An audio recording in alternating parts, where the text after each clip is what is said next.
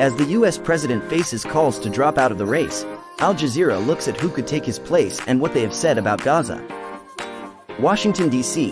The political storm unleashed by last week's presidential debate in the United States is still raging despite the White House's assurances that President Joe Biden is not quitting the race. The 81-year-old president's disastrous performance against his predecessor Donald Trump has fueled questions about his viability as a candidate, if not his fitness for office. That has spurred pressure for Biden to drop out and make room for a different candidate to represent the Democratic Party as the presidential election approaches in November. Many of Biden's potential replacements, however, have voiced support for him, but that has done little to quiet speculation about the president's future.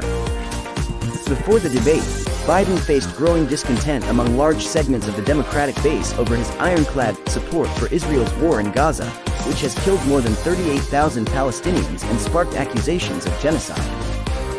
So, if a new Democratic candidate is nominated, repairing the fractures the war has caused in the party may be a top priority.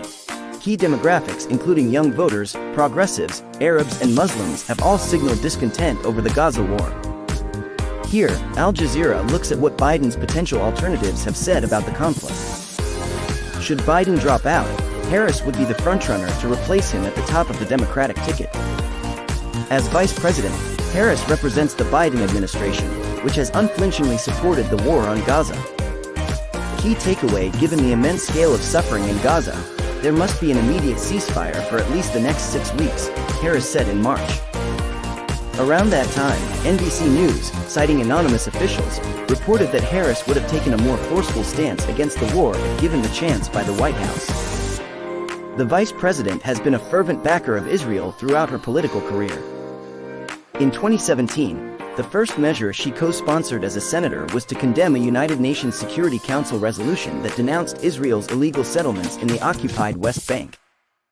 Key takeaway: having grown up in the San Francisco Bay Area, I fondly remember those Jewish National Fund boxes that we would use to collect donations to plant trees for Israel, Harris told an IPAC conference. Almost immediately after last week's debate, commentators started floating the name of Whitmer as a possible replacement for Biden. A popular politician from a key swing state, Whitmer gained national prominence in 2020 when she clashed with then-President Trump over COVID-19 pandemic policies. Key takeaway: we here in Michigan condemn this vile act of terrorism, she said during an event at a synagogue days after Hamas's October 7th attack in Israel. The gathering saw Michigan elected officials hold hands as they sang and danced in support of Israel, a gesture that many in the state's large Arab community found offensive.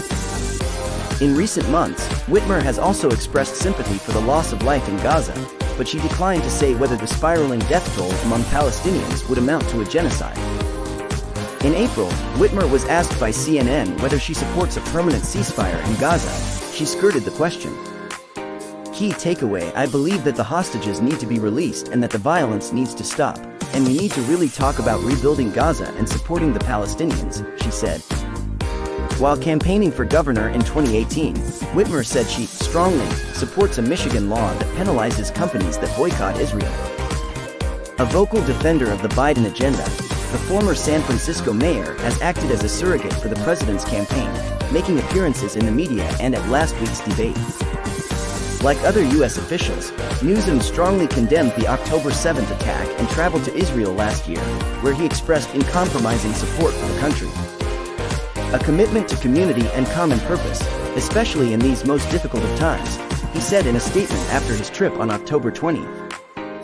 Israel had killed nearly 4,400 Palestinians in Gaza by then, about 4 times the number of Israelis killed by Hamas on October 7th. In March, Newsom called for a ceasefire in Gaza in a letter addressed to California's Muslim, Arab and Palestinian communities. Key takeaway: I condemn the ongoing and horrific loss of innocent civilian life in Gaza, he said at that time. I support President Biden's call for an immediate ceasefire as part of a deal to secure desperately needed relief for Gazan civilians and the release of hostages. While he may not have the national name recognition that his fellow governors Newsom and Whitmer enjoy, Shapiro is considered one of the top candidates to potentially replace Biden. With regards to the war in Gaza, Shapiro has been a staunch supporter of Israel. Shapiro has also been outspoken in denouncing what he describes as anti-Semitism by protesters who oppose the war in Gaza. key takeaway: we have to query whether or not we would tolerate this if this were people dressed up in KKK outfits or KKK regalia making comments about people who are African American in our communities, Shapiro told CNN. In a rare comment on the Gaza conflict earlier this year, Buttigieg suggested that he understands why many people voted uncommitted in the Michigan Democratic primaries to protest Biden's support for the war. During his presidential run, Buttigieg expressed support for Israel. In 2019, he also said the U.S. should not foot the bill for the possible annexation of the occupied West Bank by Israel,